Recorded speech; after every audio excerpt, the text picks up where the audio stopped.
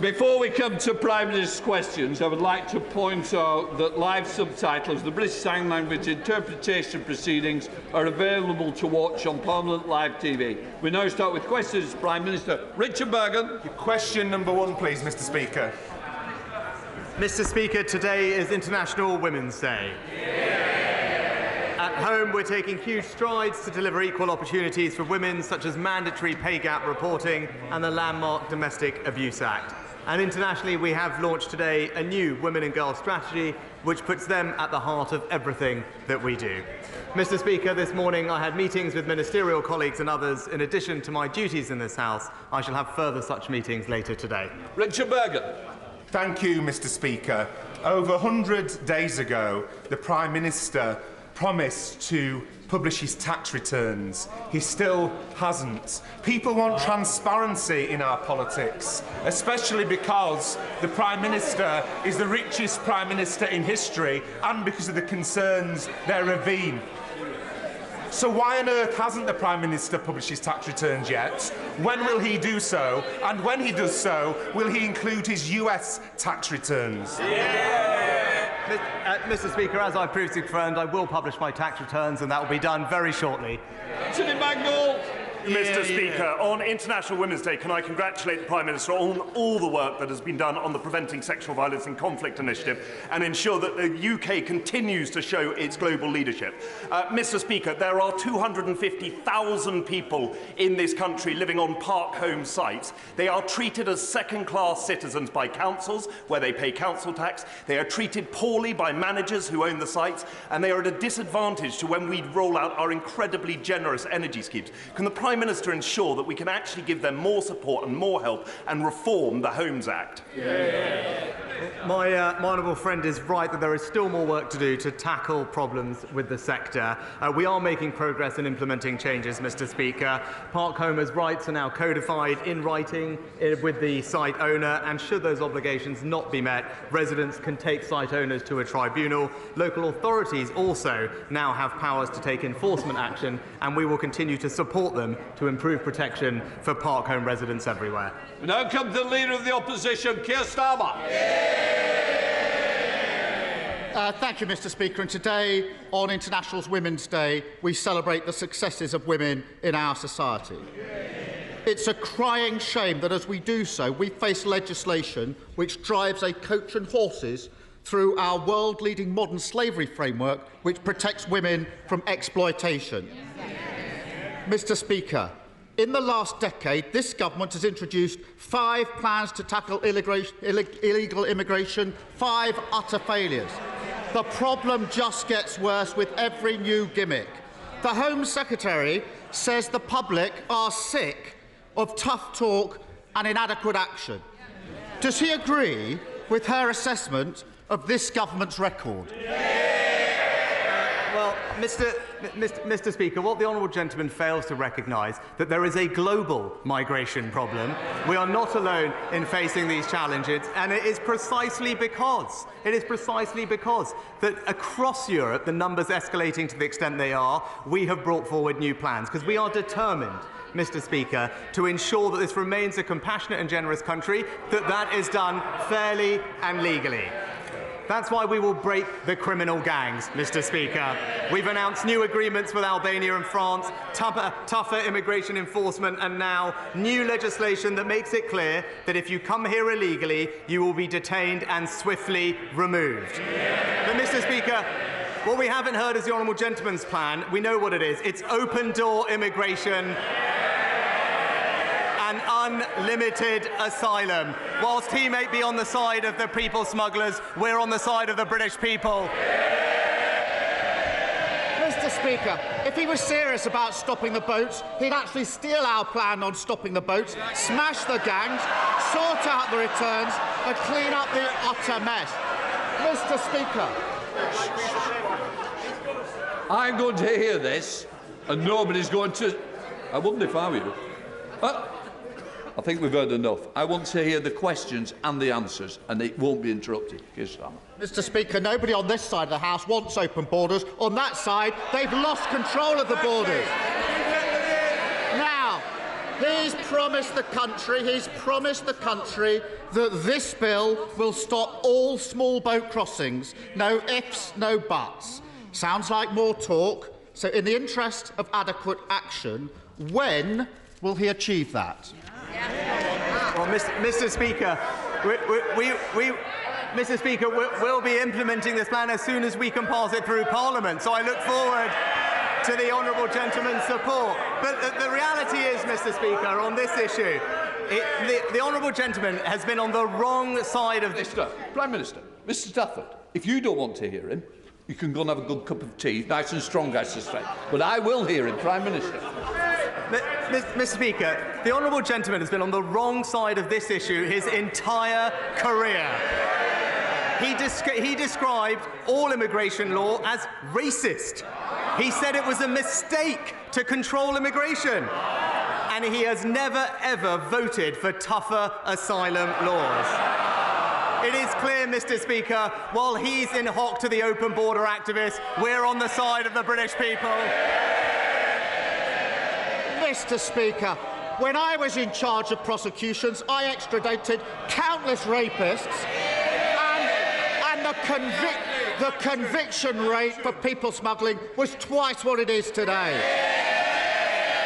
I voted against his legislation last time because I said it wouldn't work. Since it became law, the numbers have gone up. He's proved me right. He should be apologising, not gloating. The Prime Minister says they will detain people who aren't eligible to claim asylum here and then return them. Well, they already tried that under the last legislation. Last year, 18,000 people were deemed ineligible to apply for asylum. That's the easy bit, the talk. But as for the action, Prime Minister, how many of them have actually been returned? Mr. Speaker,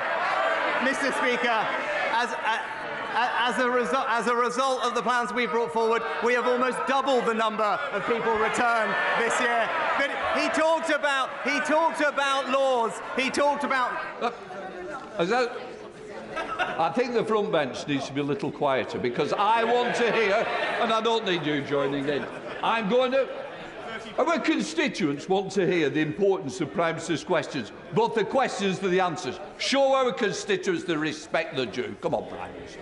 Mr. Speaker, he asked about arrests. He asked about our laws. Actually, when I was in Dover yesterday talking to our law enforcement officials, what did they tell me? Precisely because of the law that the Conservative government passed last year, they have now been able to arrest more than double the number of people they did before. 397 in the last 6 months. But stopping the boats, Mr. Speaker, stopping the boats is not just my priority, it is the people's priority. But his position on this is clear. He wanted to, in his words, scrap the Rwanda deal. He voted against measures to deport foreign criminals, Mr. Speaker, and he even argued against deportation flights. Well, and we know why, because on this matter, he talked about his legal background. He's just another lefty lawyer standing in our way.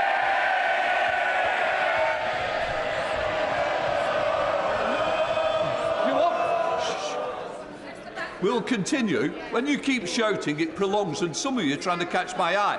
When you're disappointed, I don't want any complaints. Let's get through these questions so we might get some backbenching. Mr. Speaker, all that nonsense because he doesn't want to answer the question. Because he knows what the answer is. The number is 21. I thought he was a man of detail. 21 people out of the 18,000. And what happens to the rest? They sit in hotels and digs for months on end at the taxpayers' expense. Last year, he promised to end the hotel farce. That's the talk. But because of his mess, there are thousands of people who can't claim asylum and can't be returned. So where does he actually think they're going to end up? Mr. Speaker, he talks about the pressure on our asylum system. Right? We've actually got a clear plan to stop people coming here in the first place. Mr. Speaker, Labour have absolutely no plan on this issue because they simply don't want to tackle the problem. We introduced tougher sentences for people smugglers. They opposed it. We signed a deal with Rwanda. They opposed it. We are deporting foreign offenders as we speak. They oppose it. Hold on. I'm going to say to the member from Hull, save that good voice for the rugby match. You might be able to join Mr Stafford over that strong cup of tea. Prime Minister. Mr Speaker, in fact, he opposed every single step of what we've done to try and stop this problem. In fact, his only contribution to this debate, well, we know what it is. In his own words, what did he say? We will defend free movement. That's the Labour Party for you, Mr Speaker. Keir Starmer. Mr Speaker, he stood there last year saying exactly the same thing. We said it wouldn't work. They passed the law. The numbers went up. Absolutely deluded. He can't say where they'll return people because they spent 140 million on Rwanda and it doesn't work. They can't say how they'll return people because this bill doesn't come with a single new return agreement. And they can't say when they'll fix the mess because it's more talk, more gimmicks, more promises to be broken. Now, a few months ago, I put to him that of the people who arrived on small boats, only 4% had been processed. He stood there and said, that's unacceptable. What's the number now? Mr Speaker, as a result of what we've done, there are now 6,000 fewer people in the caseload of asylum backlog. We're hiring more caseworkers. We're increasing their productivity. And again, he's mistaken when it comes to returns, Mr Speaker, because we do have returns agreements with India, with Pakistan, with Serbia, with Nigeria, and crucially, now with Albania, where we are returning hundreds of people, Mr Speaker. But look, our position on this is clear. If you arrive here illegally, you will not be able to claim asylum here. You will not be able to access the modern slavery system, and you will not be able to make spurious human rights claims. That is the right thing to do. But he's going on and on about process, hiding behind process, because he doesn't want to confront the substance. We are the party of fairness, and he represents the party of free movement. I thought he was supposed to be the man of detail. He's gone to all that lengths to avoid the detail. He knows the answer to the question. Less than 1% of those arrived by boats have been processed. He shakes his head. It's the government's own statistic. On his watch, processing of those boat cases has gone from unacceptable, in his words, to almost non-existent. And doesn't that tell you everything you need to know? After 13 years, small boat crossings higher than ever, claims unprocessed, the taxpayer paying for hotel rooms, criminal gangs running all the way laughing to the bank, and an asylum system utterly broken on his watch. This is their 5th Prime Minister, their 6th immigration plan, their 7th Home Secretary, and after all this time, all they offer is the same old gimmicks and empty promises. Now, I don't agree with the Home Secretary on very much, but when she says that the Tories are all talk and no action, she's spot on, isn't she? Mr Speaker. Prime Minister. Mr Speaker, illegal immigration enforcement up. The amount of people processing claims up. The backlog is down. The number of returns agreements is up. Hundreds of people returned to Albania, and now new laws to detain and deter illegal migrants. It's clear what we stand for, Mr Speaker. We're doing what's right. We are acting with compassion. We are acting with fairness, and we are acting to respect the laws and borders of our country. We are delivering what we said, and it's crystal clear here listening to this, Mr Speaker, that it's going to be the Conservatives and only the Conservatives that stop the boats.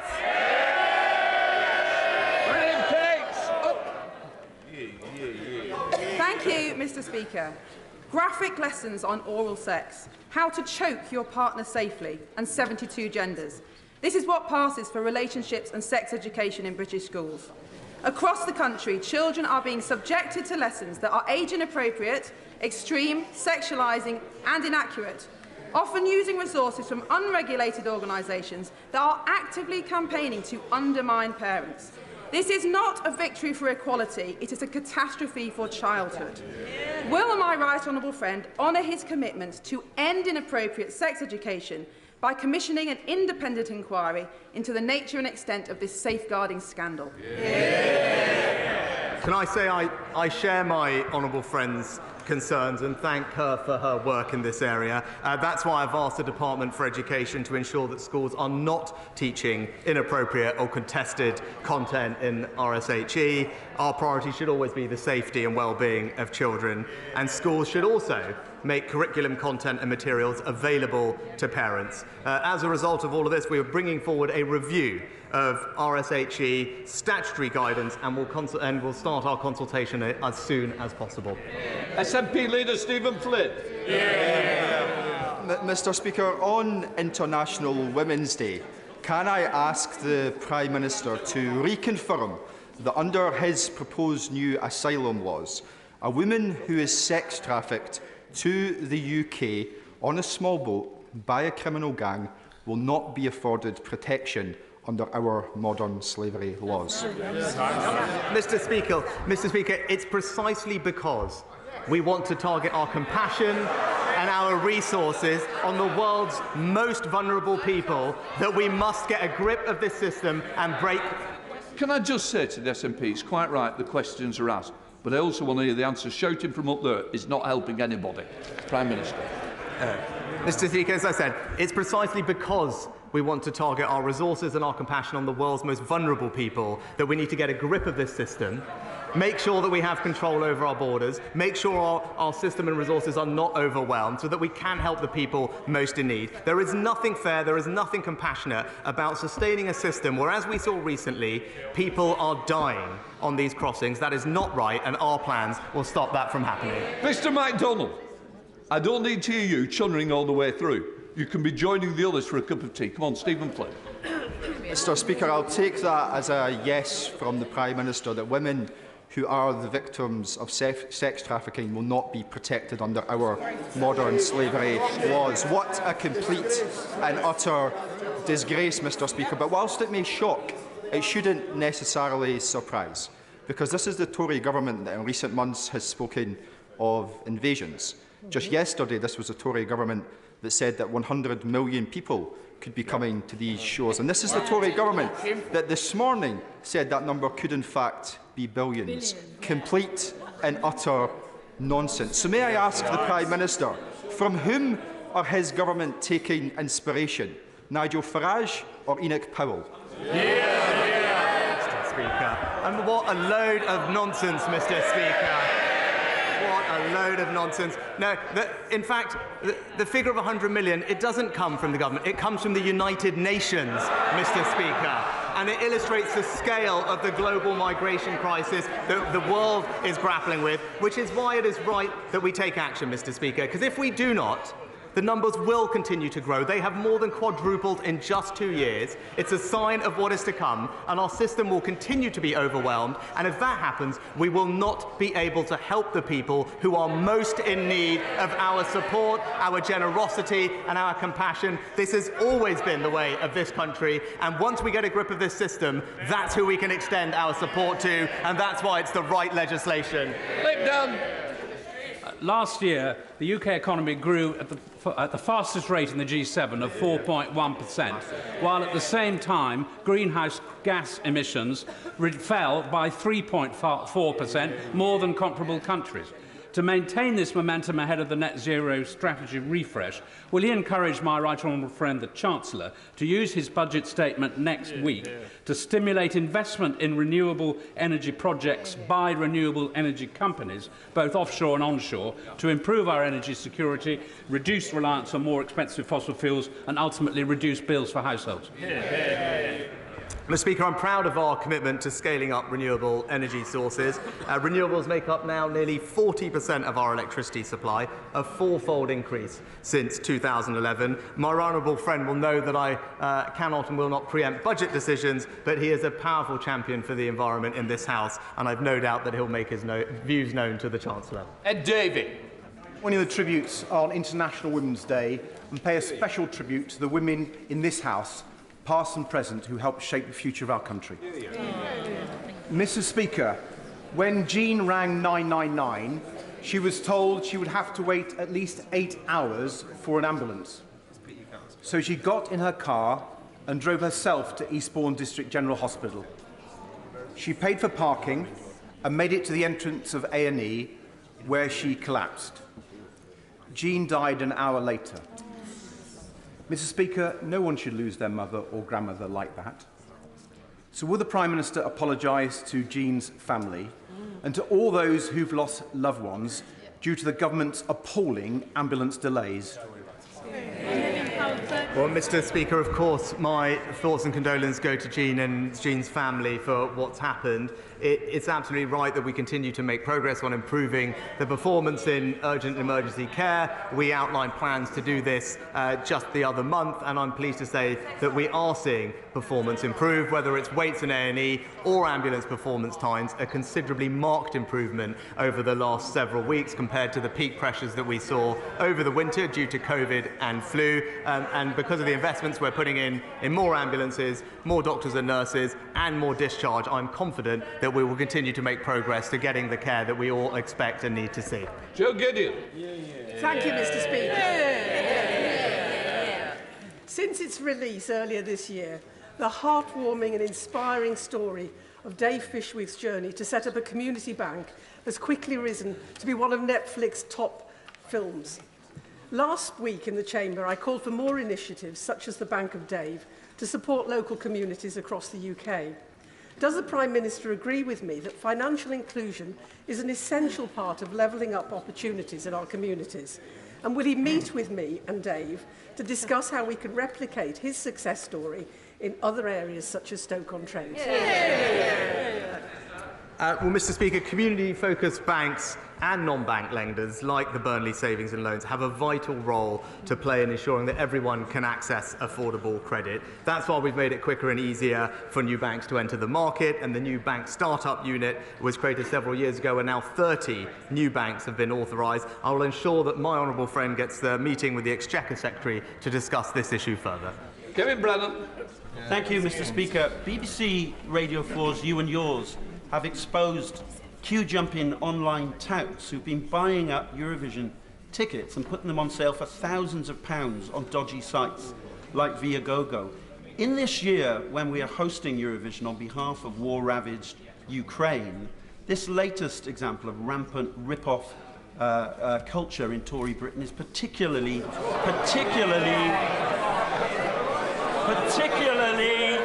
despicable. Why hasn't his government done more to support? Why hasn't his government done more to support genuine fans over the rip-off merchants, the spivs, and the ticket touts? Well, Mr. Speaker, actually, we will continue. We have put in place measures to combat ticket touting. I'm happy to look at the documentary that he mentioned and make sure that we're doing everything we can do, and I'll talk to the Home Secretary about it. But more generally, it is a source of enormous pride for us to host Eurovision. I know it's something that everyone is looking forward to, and we should ensure that there is the broadest possible access to seeing that, and we'll do everything we can to make sure that that happens. David Davis. Mr. Speaker, in the aftermath of 9/11, the British government signed an extradition treaty with the United States with the intention of covering terrorism and violent crime. Since it came into force in 2003, the US has extradited 83 people to the UK. We've sent 225 to America, and 3/4 of those have been for non-violent and largely white-collar alleged crimes. There's a fundamental unfairness at the heart of our extradition treaty, and it was shown by the fact that Anna Sakoulas refused to come to face trial for the killing of Harry Dunn. The unfair treaty is compounded by an American system which coerces British citizens and gives them an unfair trial. In the last 2 decades, the American policy has been rather like an international commercial policy. Correcting this is important. Will the Prime Minister look at this treaty with a view to correcting this parity of justice? Well, Mr. Speaker, I thank my right honourable friend for his question. Obviously, it's in our national interest to have effective extradition relationships, and under the treaty we have with the US, we've secured the extradition and subsequent conviction of terrorists, murderers, rapists, and child sex offenders. I'm happy to meet with him to discuss this issue further. As he knows, the US has refused, I think, 1 UK extradition, and the US has refused 1 UK extradition request, and the UK has refused 27. But I know that he has concerns, and I'd be happy to meet him to discuss this further. Thank you, Mr. Speaker. There's a stark correlation between areas off the gas grid and those with the highest rates of fuel poverty. It's worse in Scotland, ironically, in those areas closest to the national gas reserves in the North Sea, but also in urban deprived areas where multi-storey flats are deprived of the ability of having natural gas. Being off the gas grid means that you're dependent on currently unregulated fuels such as heating oil that have risen faster than electricity and gas, or being dependent upon old and inefficient and very costly all-electric systems. Will the Prime Minister end this by ensuring that all fuels are regulated, and also by ensuring that these households that are all-electric are able to get the alternative fuel payment? Mr. Speaker, as someone who represents a rural constituency with many people off gas grid, I appreciate the concern the honourable gentleman raises, but that's why that's always been uppermost in the government's mind as we've designed and implemented our support for people with energy bills, notably doing that based on electricity meters rather than gas, but also putting in place the alternative fuel support payment of £200, and we're making sure that that gets to everyone who needs it. Richard Bacon. Mr. Speaker, the adjustments to the dental contract last November were a very welcome step, but there is more work to do. Will the Prime Minister therefore keep this area under the very closest review to ensure that constituents such as mine in South Norfolk and those of other honourable members get the best possible dental care? Well, Mr. Speaker, my honourable friend raises an excellent point, and I can tell him that we are continuing to invest in NHS dentistry, £3 billion a year, but we've also enabled practices to do 10% more activity on top of their contracts and remove the barriers so that hygienists and other therapists can continue to work to their full skill set. The number of NHS dentists has increased by about 500 over last year, and we'll continue to work with the sector to see what more we can do. Rosie Duffield. Thank you. Thank you, Mr. Speaker. As today is International Women's Day, does the Prime Minister agree with me that voters in the run-up to May's local elections have every right to ask candidates who are standing for a position of responsibility in local government questions relating to women's rights? And does he believe that as representatives of their political parties, all candidates must answer those questions honestly, politely and with respect while standing on a voter's doorstep? Well, Mr. Speaker, the honourable lady makes an excellent point, and I wholeheartedly agree with her. These are important questions. Voters deserve to have clear and straightforward answers to them, and I hope that she can continue to put her campaign forward. She'll have my full support, and I hope in the local elections we can debate these issues in the way that they should be. Chris Watson. Thank you, Mr. Speaker. Last weekend, I had the pleasure of being auctioned off for the Conservative Women's Organisation. No returns. On this International Women's Day, will my right honourable friend join me in paying tribute to the excellent work the CWO do to get more women, Conservative women into politics, and pay tribute to all the remarkable women who support us in the work we do, especially because she's in the gallery, my mum.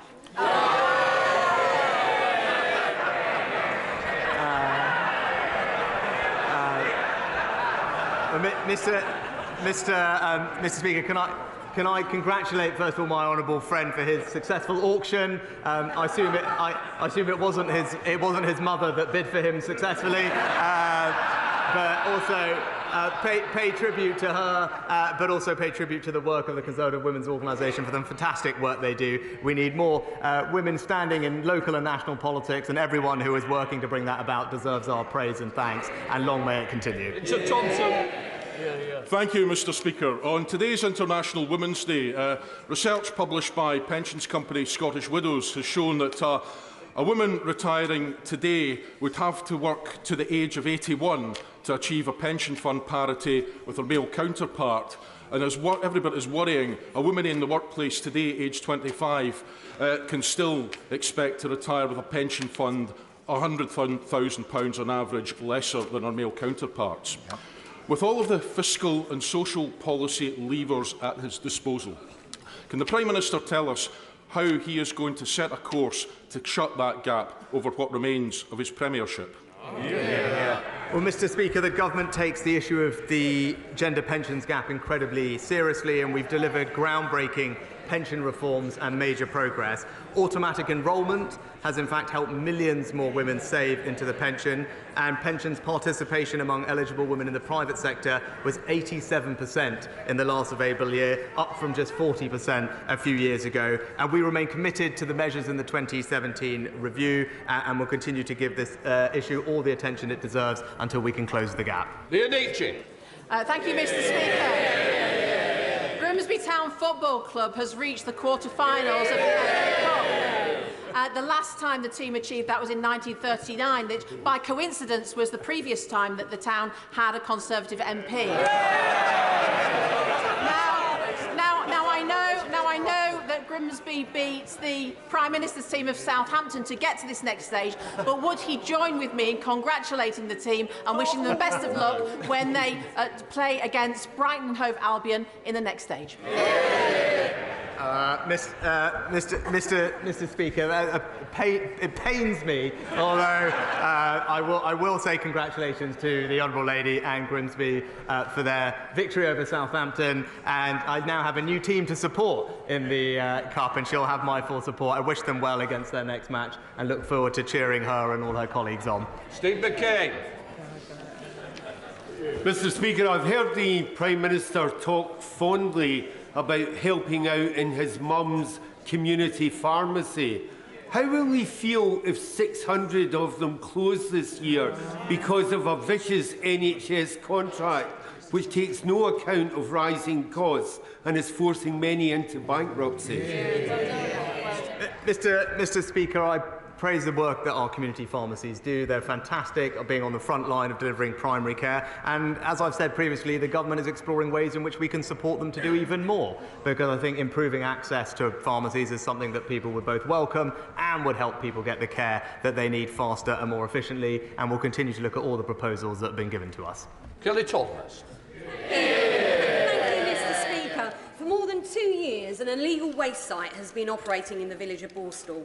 Tipper lorries covering their number plates as they thunder onto the site at all hours of the day and night, blighting the lives of the residents that live directly by and creating untold environmental damage. I thank the DEFRA team for their engagement with the Environment Agency so far, but no action has been taken.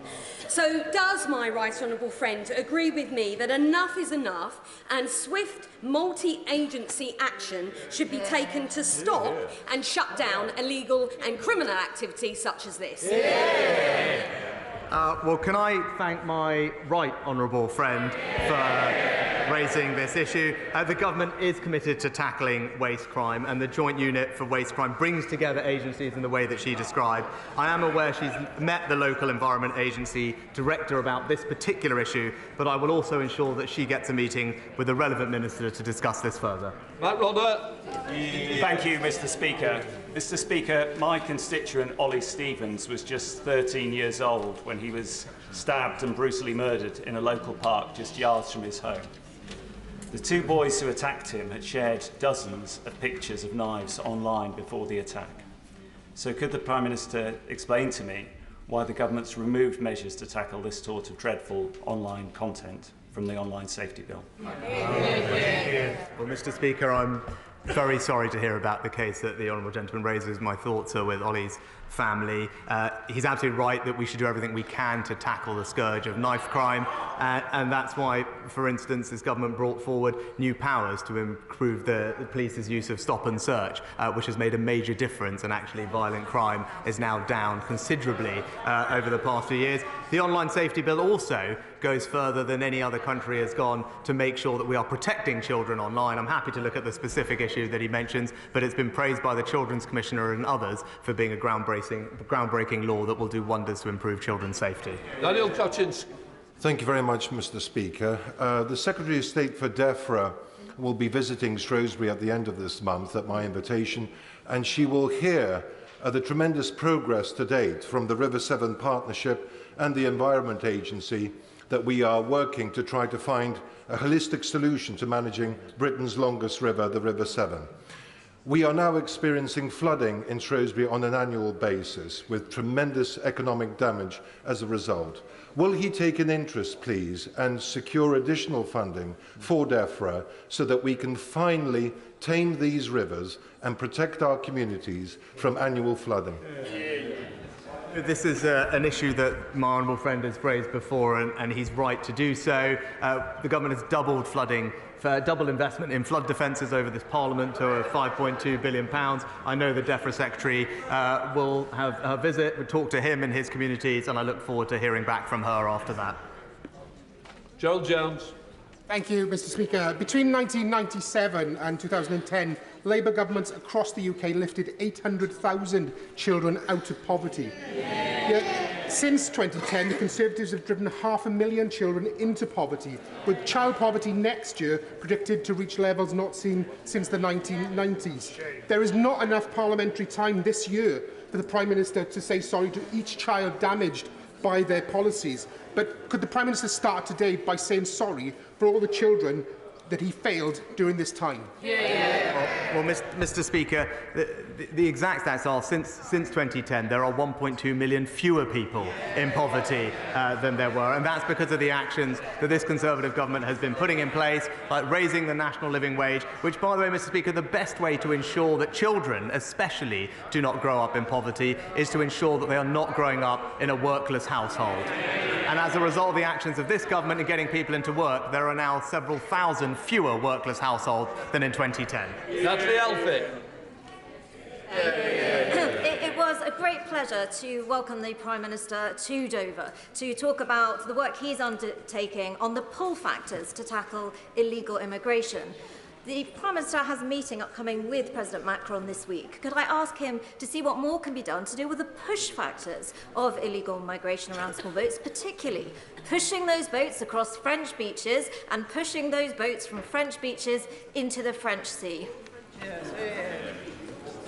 Mr. Speaker, as I've said before, there is no single lever that will solve this problem, which is right that we work on all the different things that will make a difference, including close cooperation with the French. That's why I was pleased at the end of last year the Home Secretary and I announced the largest ever small boats deal with France, 40% increase in patrols, greater cooperation, and we look forward to strengthening that cooperation and furthering that discussion this Friday. Imran Hussain. Mr. Speaker, let us be absolutely clear in this chamber. Under this government's new dystopian, far-right, appeasing, anti-refugee bill, those who were trafficked to the UK would still face deportation. Can the Prime Minister therefore clear up whether Sir Mo Farah, who last year bravely revealed that he was trafficked to the UK as a child, would have been removed under this bill? Mr. Speaker, it's precisely because that we do want to help the world's most vulnerable people that we've got to stop our system being exploited and overwhelmed by illegal migrants who are being trafficked here by criminal gangs. There is nothing compassionate, there is nothing fair about supporting that system continuing, and that's why our new laws are the right way to deal with this, and I hope that he can see that and support them. Thank you, Mr. Speaker. This morning on International Women's Day, I joined some of the amazing young women at Our Lady of Lourdes School in Leigh-on-Sea to take part in the FA's Let Girls Play Football. Does my right honourable friend agree that sport, and football in particular, is a brilliant way to empower young women? And would he visit Southend and celebrate some of our aspiring lionesses? Well, Mr. Speaker, my honourable friend makes an excellent point. I wholeheartedly agree with her. Hopefully I can come and visit her. She's right about the power of sport to both engage young women but also to inspire others. I'm looking forward to seeing the Lionesses later today, and the government is pleased to announce today more funding and more support for sport in schools, which I hope she will warmly welcome. Final question, Tahir Ali.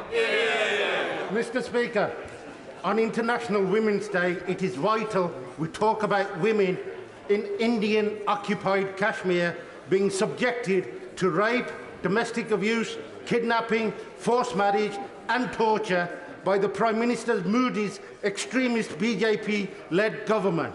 Does the Prime Minister agree with me that the BJP government have exploited women through gender-based violence, and does he agree that the UK government should be standing in solidarity with Kashmiri women? Speaker, this government has a proud record of standing up for women and girls across the world. We have led the way in preventing sexual violence in conflict, and we're taking a lead on ensuring tens of millions of girls receive the high-quality education that they deserve in some of the poorest parts of the world. And just today, we have announced a new women and girls strategy from the Foreign Office and back that up with £200 million more to support women's health around the world, and that continues our leadership on this issue, which will remain the case. Just let the chamber clear.